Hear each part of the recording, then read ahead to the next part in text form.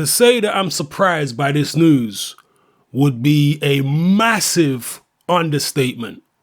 I am absolutely shocked to the core to hear that Eddie Hearn has signed Luis Ortiz. That's right. Eddie Hearn, that cheeky rascal, has only gone and signed King Kong. What a coup by Hearn. What a touch. Well played, son. That cheeky rascal. Now, you're going to have to bear with me here, people, because I've got a lot of things to address in this video. Look at me tripping over my words already because I'm literally stunned by this news. It's not often that I'm lost for words, but when I first got this news, I was lost for words. I didn't even know what to say. Shocking turn of events. So bear with me while I gather my thoughts here. First of all, let's deal with, is this a good move for Luis Ortiz? Is this the best promotional move that he could have made? Well, I guess it depends on the nature of this relationship with Eddie Hearn and MATCHROOM.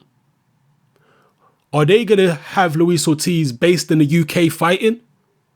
Or are they just going to have him sometimes fighting in the UK, but sometimes fighting in the United States? Because remember, Ortiz was bought out of his Golden Boy contract by his longtime co-promoter, Dade Promotions.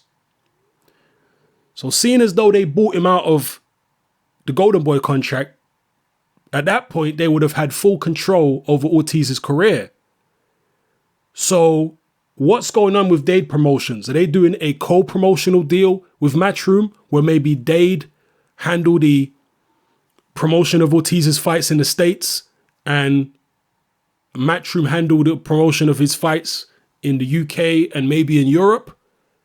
That remains to be seen. Where he's going to be based as a fighter is going to determine whether or not this is actually a good move by Luis Ortiz, or it may anyway. It might. I'd said previously in videos about Luis Ortiz, I think it was the video where I was talking about his split from Golden Boy. I said previously that the best move for him would be to sign with Al Heyman and get himself on PBC, because the United States has a massive Spanish-speaking population. And fighting on a platform as big as PBC would give Ortiz massive exposure. A few people did say that they would like to see Ortiz sign with Eddie Hearn and they think that would be a good idea. I came out and said, I don't think that would be a good idea. I think that would be a really bad idea for Hearn to sign with Eddie Hearn. Why did I say that? Well, because the UK has literally no Latino population at all. I mean, there are some Latinos in the UK, but very, very few. You're talking about way less than 1% of the population of the UK is Latino. So where would Ortiz get his fan base from? If he's hoping to be built up into some type of commodity in the heavyweight division commercially, you need a fan base to become a commodity. Will the UK fans really embrace a 40-year-old, and I know he's officially only 37 or whatever, but I'm going to say he's 40 at least. Will the UK fans really embrace a 40-year-old Cuban who don't speak a word of English enough to make him some type of big star in the heavyweight division? Will the UK fans do that? I have my doubts. I think the more logical thing to do would have been to stay in the United States and get exposure on PBC in front of millions of Latinos. If indeed he is going to be based in the UK now, can they make that work for him financially? Can they make that viable? That's what I'm wondering. Stranger things have happened. The UK fans can be a bit eccentric and they do take to weird and wacky characters. If Luis Ortiz can make enough of a character of himself, maybe they will take to him and maybe they will be calling for Ortiz against Joshua. So time will tell whether or not I was right about this being not the best move for Ortiz, or whether I was totally wrong. We'll see if he ends up being a pay-per-view star in the UK, I can hold my hands up and say, I got it completely wrong. Even if he ends up maybe not being a pay-per-view star, but being a big name in the UK, nationwide, not just being known in hardcore boxing circles, but being known nationwide in the UK as somebody within the boxing scene. If he ends up being that, I'll definitely have to hold my hands up and say I was wrong. Now, moving on. We've dealt with whether this is a good decision by Ortiz or not. Time will tell. Now we have to move on to what is Eddie Hearn going to do with Luis Ortiz? What's his plan for him? Some people are saying, well, he's going to have Luis Ortiz fight Joshua. This is great. Let's have it. That's what some people are saying. I'm not saying I agree with that, but that's what some people are saying. Then there's another faction of people who are saying Eddie Hearn has signed Luis Ortiz to actually protect Joshua from Ortiz. Because now he's got Ortiz, he can steer him in a different direction than Joshua. Or he could even use Ortiz as a buffer to protect Joshua. He could tell potential Joshua opponents who are very dangerous, he can say to them, okay, here's Luis Ortiz, fight him, and if you beat him, you'll get the Joshua fight. He could potentially do that. Some people have said that he might throw Dillian Whyte in with Luis Ortiz. I do not see, at this point in time anyway, we don't know what Ortiz is going to be like 2-3 years down the line. But at this point in time, I do not see that fight ending well for Dillian Whyte. Not at all. No disrespect, but I do not see that ending well for Dillian Whyte. At this point in time, I think Ortiz is way too seasoned, way too talented for Dillian to stand any type of realistic chance of beating a man. At this point in time. Other people have said maybe he'll offer the fight to David, to David Price. And he might, I have to give a shout out to Michael Muldowney. He cracked me up. He left a comment and said, I'm going to read out the comment. He said, and he was impersonating Eddie Hearn. He said, hi, is that David Price? As if he's calling Eddie Hearn, as if he's calling David Price. Hi, is that David Price? Yeah, it's Eddie Hearn. I have a fight you might fancy. You could just imagine that conversation, innit? Eddie Hearn calling up David Price, the cheeky rascal. And he wants to see Price get poleaxed. Jeez. So, yeah, who is Eddie Hearn going to have Luis Ortiz fighting? Apparently, he's going to fight twice before the end of the year. One of the fights we know is going to be against Carlos Takam in Monte Carlo. And by the way, that Takam fight is for the interim WBA title. Now, I don't know if that's the interim super WBA title or just the interim regular WBA title. I'm guessing it's going to be the regular, but I can't confirm that. If it's the regular, then that means Luis Ortiz will be immediately matched with the winner of Lucas Brown and whoever else he's fighting for the regular WBA title. It could be David Haye. We might get David Haye versus Lucas Brown later on this year, and the winner of that fight will be immediately mandated to fight Luis Ortiz if he gets past Carlos Takam, as most of us expect him to. So we could see Ortiz in a heavyweight title fight very quickly. Okay, most people would assume that it would be Ortiz versus David Haye, and that is a fantastic matchup. Imagine that fight. Wicked, wicked fight. Luis Ortiz versus David Haye. Oh, yes, please. Let's have that.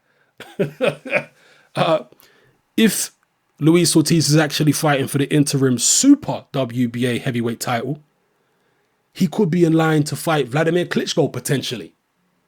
We don't know exactly what's going on with Klitschko in that WBA belt. Have they formally stripped Tyson Fury yet? I don't think they have. So we could get Ortiz potentially fighting Vladimir Klitschko for the vacant belt. Imagine that. And again, that could be an Eddie Hearn tactic. I'm not saying I agree with this, but I'm just putting it out there. These are the things that people are theorizing about.